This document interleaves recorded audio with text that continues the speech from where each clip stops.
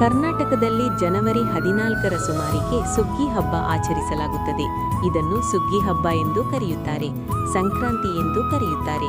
ಈ ದಿನಗಳಲ್ಲಿ ಸೂರ್ಯನ ಉತ್ತರಾಯಣವು ಮಕರ ಸಂಕ್ರಾಂತಿಗೆ ಪ್ರಯಾಣ ಬೆಳೆಸುತ್ತದೆ. ಇದು ಬೆಚ್ಚಗಿನ ದಿನಗಳು ಮತ್ತು ಹೊಸ ಆರಂಭಗಳನ್ನು ತರುತ್ತದೆ. ಕಬ್ಬು, ಎಳ್ಳು, ಬೆಲ್ಲ, ತೆಂಗಿನಕಾಯಿ, ಕಡಲೆಕಾಯಿಗಳಿಂದ ಮಾಡಿದ ಎಳ್ಳು ಬೆಲ್ಲವನ್ನು ವಿನಿಮಯ ಮಾಡಿಕೊಳ್ಳುವುದು ಇದರ ಗಮನಾರ್ಹ ಸಂಪ್ರದಾಯವಾಗಿದೆ. ಸುಗ್ಗಿ ಹಬ್ಬದ ವಿಶೇಷವೆಂದರೆ ಈ ಹಬ್ಬವನ್ನು ಹಳ್ಳಿಗಳಲ್ಲಿ ಮನೆಗಳ ಮುಂದೆ ರಂಗೋಲಿ ಬಿಡಿಸುವುದು, ಮನೆಗಳು ಮತ್ತು ದನಗಳನ್ನು ಅಲಂಕರಿಸುವುದು, ಗಾಳಿಪಟಗಳನ್ನು ಹಾರಿಸುವುದು, ಹೋಳಿಗೆ ಮತ್ತು ಒಬ್ಬಟ್ಟು ಎಂಬ ಸಿಹಿ ಖಾದ್ಯದಂತಹ ವಿಶೇಷ ಭಕ್ಷ್ಯಗಳನ್ನು ತಯಾರಿಸುತ್ತಾರೆ. ರೈತರು ತಾವು ಬೆಳೆದ ಎಲ್ಲಾ ವಸ್ತುಗಳನ್ನು ಒಂದು ಕಡೆ ಇಟ್ಟು ಅವುಗಳಿಗೆ ಪೂಜೆ ಸಲ್ಲಿಸಿ ಈ ವರ್ಷವೂ ಮಳೆ ಬೆಳೆ ಚೆನ್ನಾಗಿ ಆಗಲಿ ಎಂದು ದೇವರನ್ನು ಪ್ರಾರ್ಥಿಸಿ ಎಲ್ಲ ಜನರಿಗೆ ಸಿಹಿ ಮತ್ತು ಸಾಮರಸ್ಯವನ್ನು ಬಯಸುತ್ತಾರೆ.